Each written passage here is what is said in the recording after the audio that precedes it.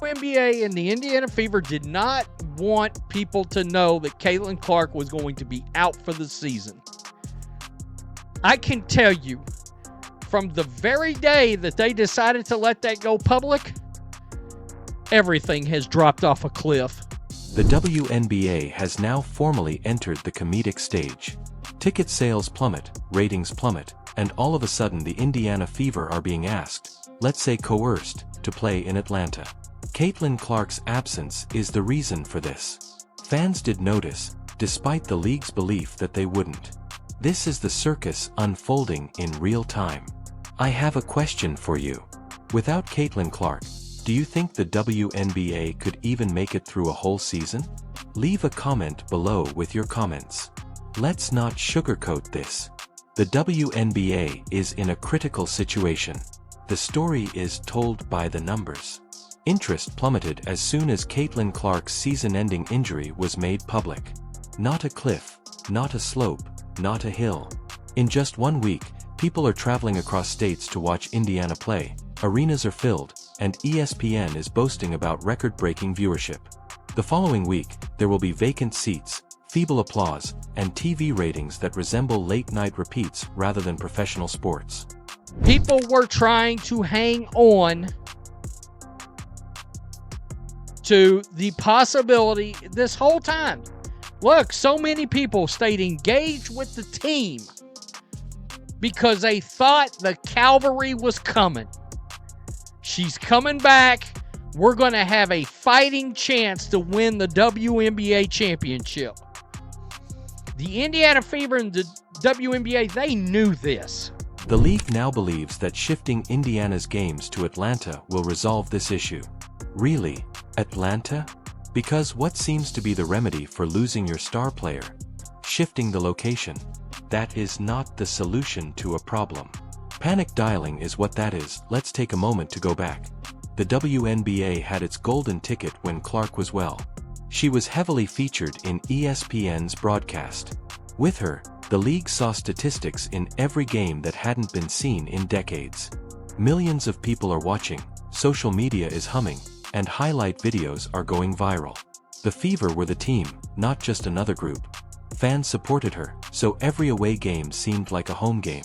Here's the worst part, though. The Fever front office and the WNBA were aware that she would not be returning. They took a seat on it.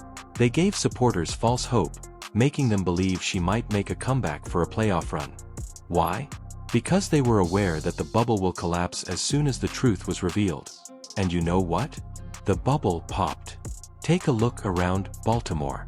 Fans with nearly 3,000 tickets just failed to turn up. Consider that.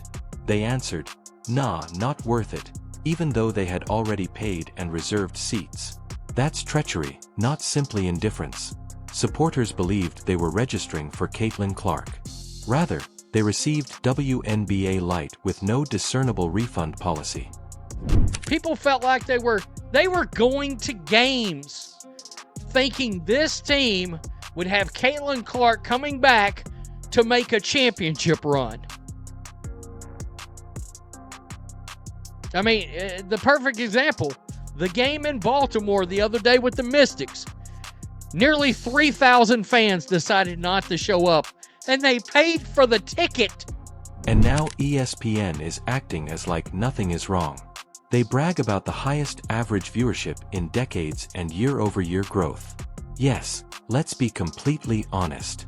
Those large figures, those enormous spikes were being played by Clark. The main attraction was Clark. The highlights that went viral, it was Clark who dropped dimes and made logo threes. Without her, teams compete in a 90,000 audience snooze fest that is uninteresting to anyone outside of their own zip code. Let's put this in perspective, after all. Less than 100,000 people watched one of the league's highly anticipated games. That's the domain of YouTube influencers. In fact, some high school state championship games attract larger crowds. Nevertheless, the league wants to act as though nothing is going wrong. The sky is falling. Spoiler alert. But before Caitlin Clark's season-ending injury, WNBA tickets were averaging $89. The moment she went down, price crashed nearly 30%, plummeting to $62 a seat. That's kind of crazy. And there's a lot of reasons for this, but obviously the biggest reason is Caitlin Clark. Caitlin Clark literally being out, and again, she's only on one team, but a very big chunk of the total attendance in WNBA is from the Indiana Fever. Kathy Angelbert's worst nightmare is this. She placed a huge wager on the possibility that the WNBA will grow to include more players. However, it is now painfully evident that the league is one player. The WNBA wouldn't be buzzing, trending, or even mentioned in casual conversation without Clark. The most ridiculous part is about to begin. Indiana Fever games will now take place in Atlanta. Yes, since nothing says, we believe in the strength of our league like uprooting a team to squeeze out extra ticket sales in a different market. Do they really believe that without Clark, Atlanta supporters will suddenly take an interest in Indiana? With every seat, are they giving away free hot dogs? The numbers don't add up. By the way, this is nothing new. This is not new to us. Recall the NBA's attempt to support specific markets for television deals, regardless of whether or not fans cared. Both then and today, it is backfiring. Demand cannot be faked. Fans either give a damn or they don't. And they don't at the moment without Caitlin Clark. Moving arenas. So yeah, a lot of teams, whether it be the Lynx opening the Upper Bowl, whether it be the Wings, the Dream, the Sky, all of these teams moving games. All of these teams are moving games for the Indiana Fever, regardless of who it is. They all have to sell those seats. And a lot of people don't want to go, and it's super cheap. Like, it's a lot easier to fill a 10,000 seat arena without Caitlin Clark than to fill 20,000. So you're going to have to find a way to do it anyway, which is what a lot of people are going to be doing, trying to sell tickets. The seats for the playoffs, I would say the Indiana Fever playoff seats would have been, honestly, like nearly $1,000 in. I actually think had Caitlin Clark been playing, it would be nearly $1,000 into this game. Let's discuss numbers once more. The Fever vs. Sky game featuring Clark and Angel Ree attracted 2.7 million viewers prior to her injury declaration. That exceeds a few primetime MLB games. Fever vs. Mystics only made 270,000 after her injury. The Fever vs. Lynx game hardly reached 1 million. Additionally, the supposedly large markets like New York and Vegas aren't making a difference. Without a doubt, A'ja Wilson is a baller. However, the cruel reality is that the casual fan doesn't know or care. And you know who is the most knowledgeable about this? The athletes. Don't assume they haven't noticed the empty stadiums, the abrupt quiet on the internet, or the fact that ESPN doesn't broadcast their highlights in the same manner. Half playing, half looking out, Angel Ree is out here pouting. Although teams are making fun of him, they are secretly aware that Clark's presence makes their checks appear larger. Those checks get smaller without her. The bottom line is as follows. One player was crucial to the WNBA's success, and that player is currently sidelined. The panic attack. Maybe, just maybe, a new market may divert attention from the reality that fans aren't paying attention, so ship the Fever to Atlanta. It's not deceiving anyone, it's just smoke and mirrors. And arenas that are just partially filled. Gamers are not foolish. They sense the change in energy. Every possession felt greater when Clark was on the court. Every foul call was greeted with applause or alcohol as if it were a postseason game. The sound of trainers squeaking is now louder than the crowd. That is not the atmosphere. That silence is uncomfortable. Consider Angel Ree. She may be the next big thing in the league and the media darling one week, but the next she may be sitting out for tightness, contesting her minutes, or rumored to be dissatisfied with her team. The crazy thing is that very few people outside of the ardent WNBA Twitter community even give a damn. Because this is the unpleasant reality. Instead of watching the entire soap drama, viewers tuned in for Clark. You can't make people care about who the league hypes. Without a doubt, A'ja Wilson, Breanna Stewart, A'ja, and Nafisa Collier are exceptional athletes. However, the ratings speak for themselves when their games are broadcast without Clark. That's supposed to be the future of women's basketball. Roughly 130,000 viewers, possibly 200,000 if ESPN begs hard enough.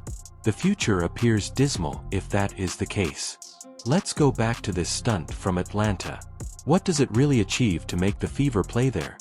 Filling stadia for WNBA games isn't exactly Atlanta's specialty. For years, their own team has had difficulty gaining momentum. In a city that hardly supports its own team, the league now believes that Indiana's starless roster will magically bring audiences. That isn't a strategy. That's mirrors and smoke. Are you curious about the true cause? Optics. In Indiana, the WNBA did not want cameras to pan past vacant rows. The truth is revealed by empty seats. Ratings are not able to change. Perhaps you could distribute some seats to corporate sponsors if you put the Fever in Atlanta. It's possible that if you comp half the arena, the broadcast will no longer appear to be a funeral. It's about optics, not fans. If the WNBA hadn't spent the entire summer bragging about their development, this wouldn't even hurt as much.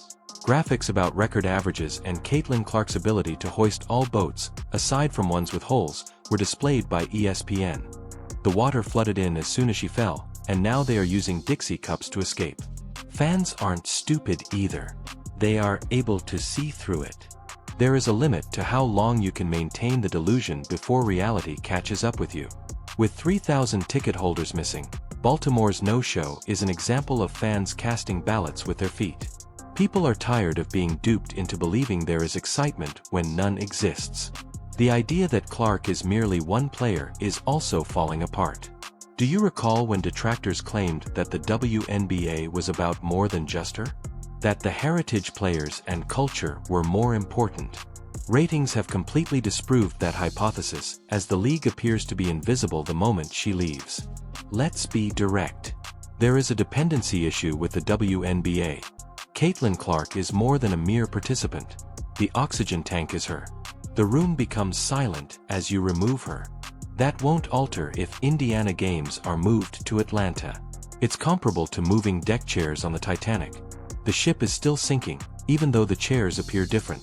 The short-sightedness of all of this is quite astounding. The league has doubled down on Clark as the lifeline while acting as though they didn't, rather than creating long-lasting excitement around several stars. You get here in this way. While secretly worrying about half-empty arenas and fans tuning out, the league pretends to be celebrating all-time high ratings. And let's not even talk about the hypocrisy. Media outlets are telling fans that regardless of Clark, they should be interested in women's basketball. That argument has been attempted previously. Keep in mind that supporting women's sports is the correct thing to do.